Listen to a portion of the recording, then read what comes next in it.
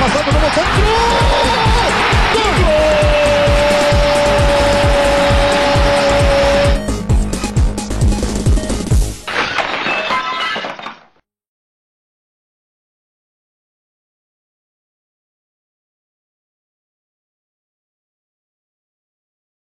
Allez, voilà.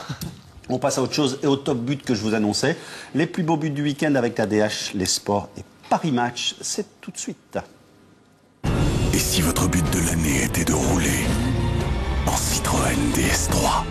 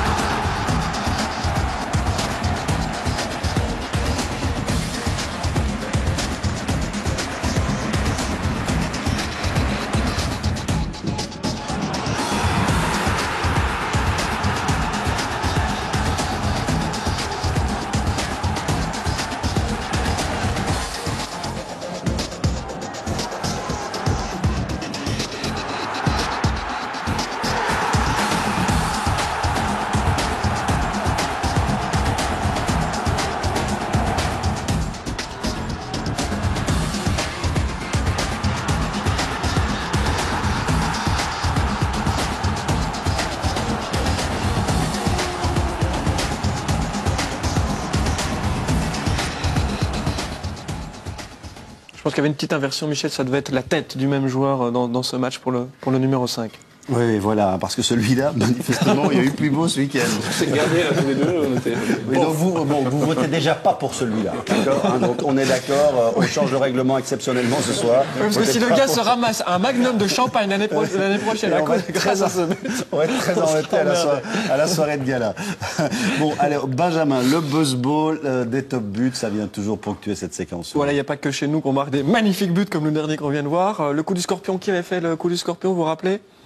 C'était un gardien. Higuita. Higuita, ça a murmuré dans le public, ça a soufflé. On souffle pas, les gars, dans le public. Regardez ici, coup du scorpion offensif. Ça nous vient de Russie, de Russie, et c'est Willian, très exactement. Regardez, hop, le coup du scorpion. C'est joli. Mais alors, chez nous, le plus beau but de ces dernières semaines, dans notre football belge, a été inscrit où? Eh bien, messieurs, a été inscrit il y a un petit peu plus d'une semaine en 3e provinciale liégeoise. À Rechin contre Charneux, mais c'est Charneux qui marque ce magnifique but. Moi, je vais vous laisser profiter de ces images. On a vu une pichenette, petit extérieur du pied, et puis là, que fait-on? Hop, hop, on sent la pelle dans le dos, petite talonnade, et petit intérieur du pied pour glisser le ballon dans le but. 3e provinciale liégeoise. Qui a dit que notre football était à la ramasse? Mais non, regardez, si on joue comme ça en 3e provinciale, imaginez notre Pro League, Michel. Il y a des attaquants doués dans la province de Liège. Ah, ouh. Vous voyez à quoi il fait allusion, Michel? Oui, parce que ça va être le thème, notamment un des thèmes, un des sous-chapitres de notre analyse aujourd'hui, puisqu'on va largement parler du club phare en terre liégeoise. Logiquement, hein, le standard qui va nous occuper tout à l'heure avec la première question. On va aussi parler des photographes qui se mettent en avant. Le caméraman n'était pas mauvais là-dessus. Hein. Il a bien suivi en 3e provinciale.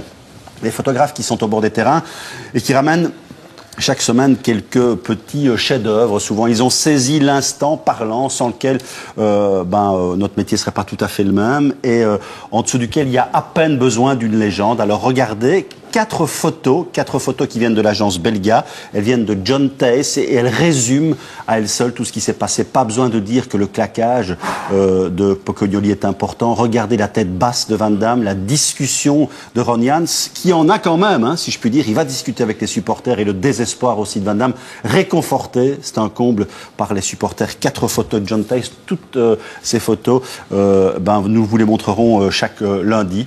Je pense que c'est une approche assez originale et qui met en avant un métier particulier dans le journalisme sportif. Merci à eux. Tout est dit, hein, quasiment, en voyant ces photos. Michel, on lance la première question? On y va.